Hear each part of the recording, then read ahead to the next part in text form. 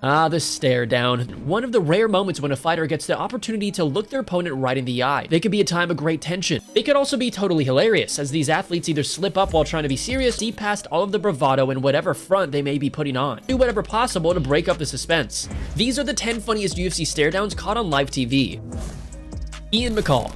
His later days in the sport were notable for his incredible streak of bad luck with injuries, illnesses, and matchups. Ian McCall, or Uncle Creepy as he's known, certainly has the personality to back up his famous nickname. In his final UFC bout, McCall would be paired up with the hard-hitting powerhouse John Lineker in a fight that should have taken place at flyweight. But during his prime, he was certainly one of the best flyweights on the planet. Angered by this, McCall went to the official weigh-ins and made a point of standing in front of the clearly dehydrated Lineker. However, Lineker missed weight a whopping 5 pounds, leaving the contest at a catchweight. He, of course, failed, but still managed to beat McCall in the fight, drinking from his bottle while looking at him, fully aware that his opponent was still cutting ahead of one last attempt to make the 125-pound limit. McCall had one of the oddest runs possible, earning a unanimous decision victory. He was booked for 6 UFC fights, all of which fell apart, 4 during the week. To make matters worse, when McCall finally did get a fight in his new promotion, Rizin, due to injuries, illness, opponent withdrawals, and more. You seriously couldn't script a more unfortunate run. He lost under 2 minutes after suffering a cut on the ring ropes. Johnny Walker. When Johnny Walker was making his initial climb to the top of the light heavyweight division, sure, his hype has died down pretty considerably these days. His first few outings in the UFC saw him finish several very strong opponents like it was nothing, and the dude was getting quite popular. But what really tied it all together was Walker's personality, the magnetism that he showed each and every time he stepped in front of the camera, using spinning kicks, hook kicks, and explosive movements to get his foes out of there, even when the losses began to pile up. It was the thing that made most fans still wish him well in his career, but it wasn't the only slip up for Johnny Walker that week. A knockout loss to Corey Anderson. At UFC 244, the first bump in the road for the rising contender came in the form of immediately recovering from this mishap. The 205-pounder took a selfie. During the pre-fight staredowns at the event's media day, Walker stumbled and dropped his phone as he took to the stage, drawing a huge laugh from those in the audience, making all kinds of weird faces, and proceeded to play it off in the most Johnny Walker way possible. Whoa, whoa, whoa. Looks like Johnny Walker had a little bit of a misstep there.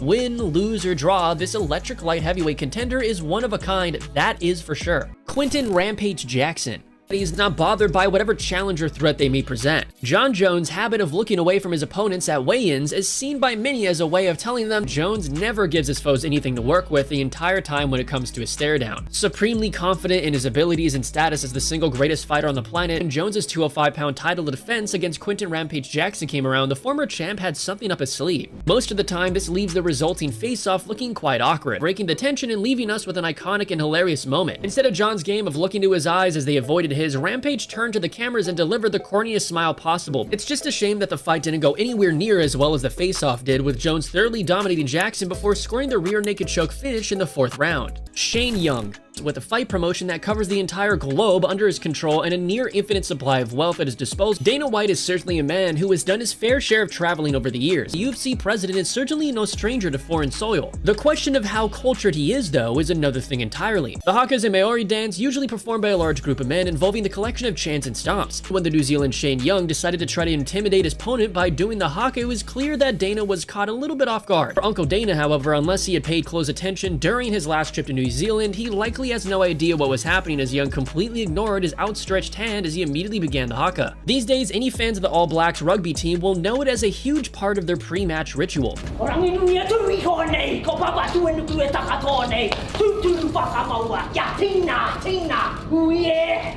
It was funny, intense, awkward, all of the things that make a great stare-down moment. Sean O'Connell, the man who many would consider to be the king of the pre-fight face-off. How could we forget the great Sean O'Connell? The particular weigh-in moment shared with Ilir Latifi, known just as much for his weigh-in antics as he is for the fighting successes of his own. Faced with the physically imposing Swede that stood before him, O'Connell decided to gift Latifi with a bouquet of flowers, something that, trust us, you will never see at a UFC weigh-in ever again. Perfectly captures just how strange and hilarious a presence he is in the UFC.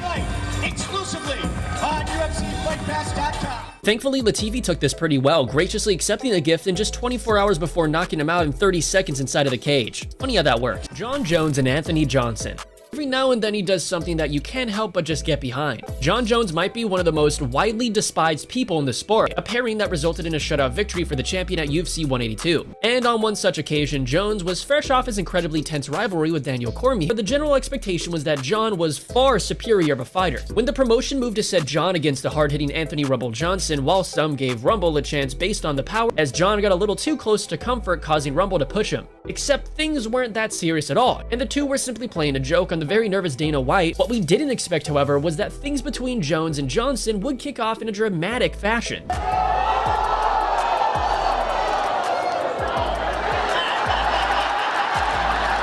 Who took a moment or two to fully grasp that he had just been fooled. An iconic moment, that's for sure. Anderson Silva and Chris Weidman.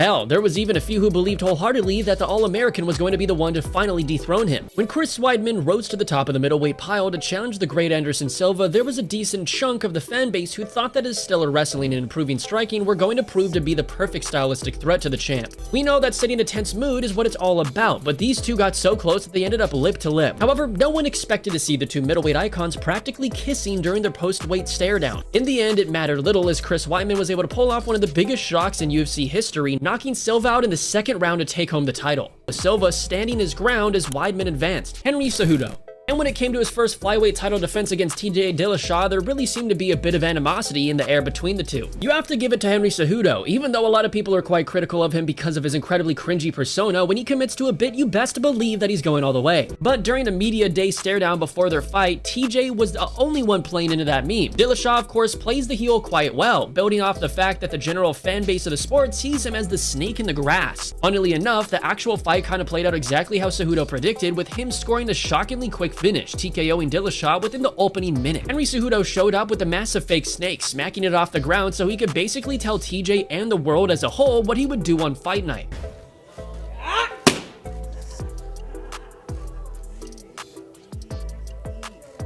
Phil Davis and the unfortunate end of their first matchup. This next one has a bit of history involved with the light heavyweight clash between Wagner Prado. However, just after 90 seconds of action, the bout was stopped due to an accidental eye poke from Mr. Wonderful, leading to it being declared a no contest. It was back in 2012, and Davis was hoping to get his title hopes back on track after a loss to Rashad Evans by getting a victory over Prado. That Davis actually posed for the stare down, with his fingers totally outstretched, making a joke of his own mistake in their first fight. When the rematch came, there didn't seem to be any hard feelings over the eye poke. In fact, things were so cordial and easygoing between the two. Prado, on the other hand, would only fight in the UFC 3 times, going totally winless. When fight night came, a second round anaconda choke saw Phil Davis declared the victor. Pat Barry versus Stefan Struve.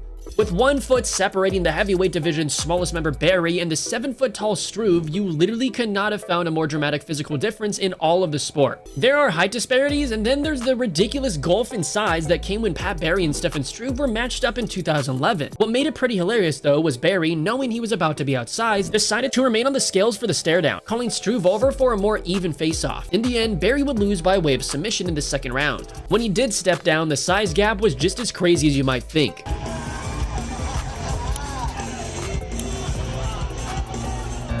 I don't ever slow up, no I don't take shit. I got no love for the fakeness. If you wanna play tough and wanna hate this, I'll always show up and make a statement. I don't ever slow up, no I don't take shit. I got no love for the fakeness. If you wanna play tough and wanna hate this, I'll always show up and make a statement. Everything I do so instinctive and so passionate. Every word I move so descriptive like an adjective. I got a vendetta against people who patented being negative when you should be getting after it.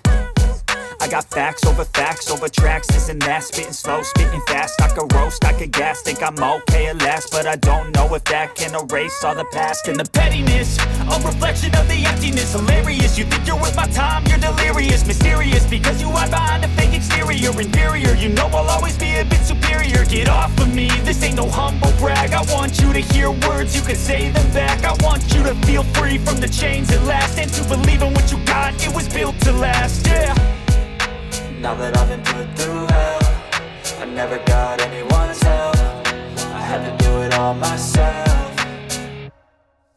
I don't ever slow up, no I don't take shit. I got no love for the fakeness. If you wanna play tough and wanna hate this, I'll always show up and make a statement. I don't ever slow up, no I don't take shit. I got no love for the fakeness. If you wanna play tough and wanna hate this, I'll always